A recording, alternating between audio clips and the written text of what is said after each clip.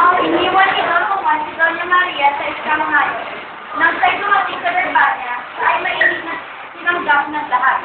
Sinabi na rin ni Prinsesa Leonora na mahalin na si Don Juan at siya'y pinayagan ng hari na ikasaya kay Don Juan.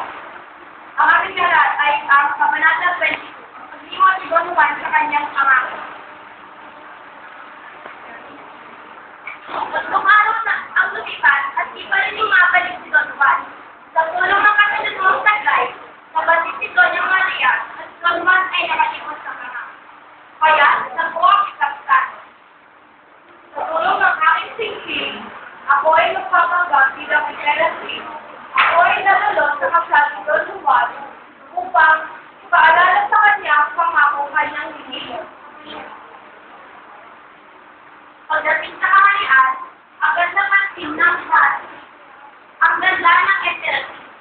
Kaya naman, pinigil niya muna ang kasal upang salubungin ang Emperor.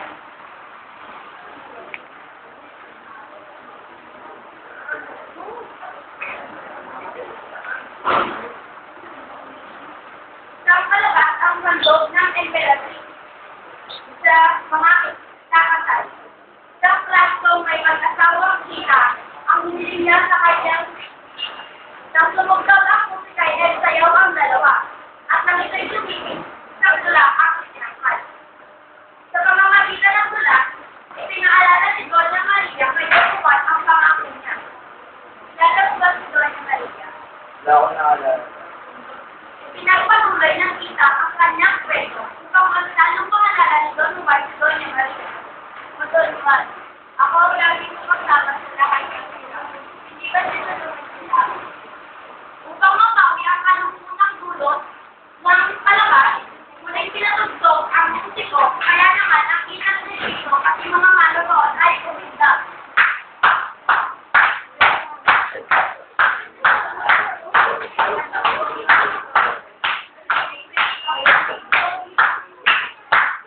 Matapos ng tugtugan, muna'y ipinaling ang dula. Iba pang mga sakripisyong ginawa ni Doña Maria ay sinariwa. Carbon black moon. Don Juan ay walang maalala. Ang pagsayin ng kita, pinalo ng Pigpito si Don Juan ay napatayo sa binti ng kanyang palo. Yes. Pinaalala rin sa pamamagitan ng dula ang tungkol sa putol na daliri ni Doña Maria na nakitaan upang sila ni Don Juan ay magkasunod.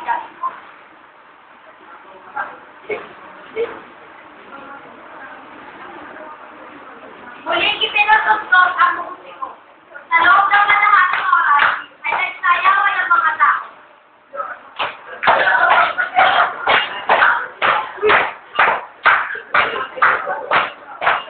Pinatigil muli ang musiko at ibinalik ang dula. Sa bahagi ito, ipinaalala ang hirang ni Doña Maria na ilipat ang usog sa kanang bintana ng bago.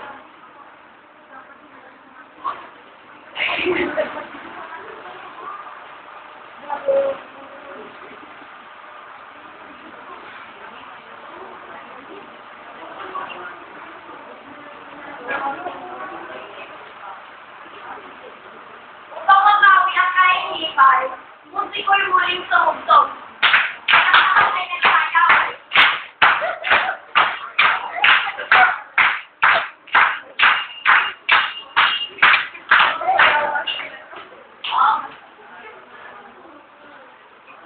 Sa kabila nito, nalalong nawili si Don Juan kay Prinsesa Leonora.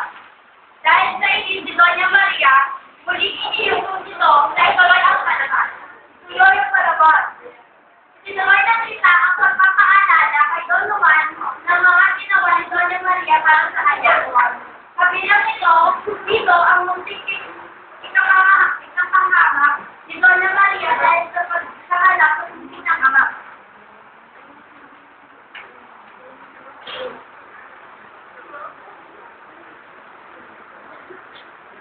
Sa kabila ng lahat ng ito, di pa rin nagdaan ni Don Juan si Doña Maria.